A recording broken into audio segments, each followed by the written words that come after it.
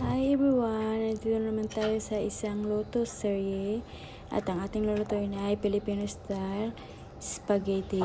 Ang ating mga ingredients ay of course Del Monte Filipino style spaghetti sauce, tapos yung banana ketchup, tapos may sausage tayo, United na carrot, sibuyas, bawang. Yung gagamitin po at saka yung minced pork po pala guys. Tapos yung gagamitin ko dyang mantika ay naglagay tayo dyan ng yung piniprituhan natin ng taba ng baboy. Konti lang naman kasi wala na, paubos na din. Tapos additional na cooking oil. So magisa na tayo guys. Itong sibuyas at bawang.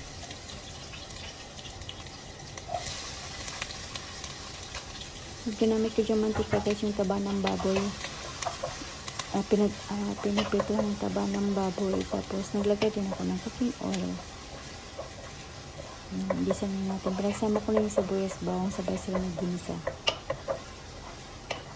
By the way guys, ito yung December 31st of 2024. Nalagyan natin ang ating minced pork. Yung minced pork guys, hindi ko po yan minarinate kasi biglaan decision lang yan na luto ako ng pasta. So, naglagyan na tayo ng Himalayan salt. Tapos, ground pepper.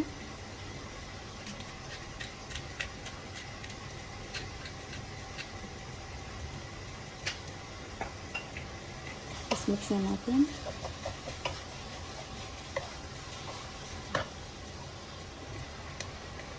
Tapos maglagay tayo ng nor sesame.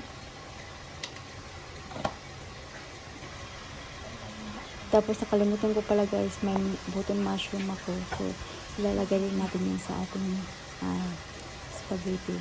Yan. Ilagay na natin yung ating kinadkad na carrots. Nasa sa inyo na rin guys kung gusto nyo maglagay ng carrots. Kasi yung carrots naman kasi optional yan. Pampalasa din kasi yung matamis-tamis. Tapos pinagsama ko na yung button mushroom tsaka sausage. Yung gamit kong sausage dyan guys ay yung nasa buti. Ito guys. Yan. Tatlong piraso ang nagamit ko dyan.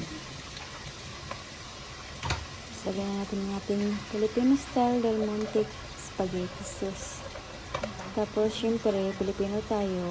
Lagyan natin ng tubig para sumutin ang sauce. Tapos, ito yung banana, tamis-anghang ketchup. Maglalagyan tayo. Actually, naubos ko yan, guys.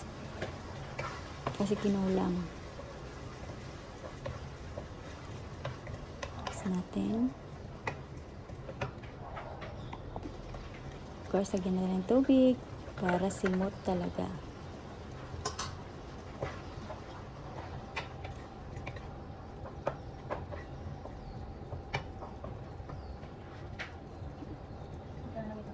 Tapos naglagay din ako dyan ng chicken nor cubes. Wala kasi akong pork guys, kaya nilagyan ko chicken na lang ginamit ko. Pwede na rin yun.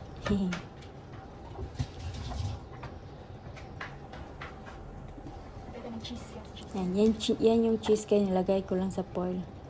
Yan, lagyan natin ng cheese. Of course, hindi mawawala yan. Isa yan sa mga main ingredients ng spaghetti.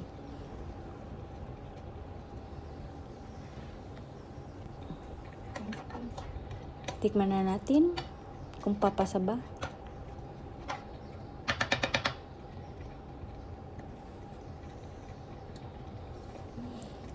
So, nakulangan ako dyan guys. Kaya lalagay ko yung, sinimot ko talaga yung banana ketchup. Tapos naglagay din ako ng iba para may kunting manamis-namis siya guys. Kasi mga kasama ko guys hindi yan kumakain ng matamis-tamis.